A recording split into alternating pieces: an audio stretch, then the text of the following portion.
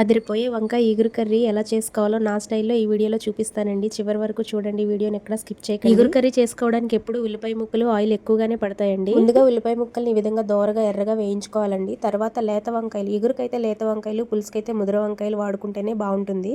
వంకాయ రంగు అనేది మారకూడదండి, ఎప్పుడు తెల్లగానే ఉండాలి. ఈ విధంగా అయితేనే కూర రుచిగా ఉంటుంది. వంకాయ కూర వండుకోవడానికి ఎక్కువ సమయం పట్టదండి. కొంచెం ఉప్పు వేసి మూత పెట్టి వదిలేసాము అంటే ఇదిగోండి ఈ విధంగా మగ్గుతాయి.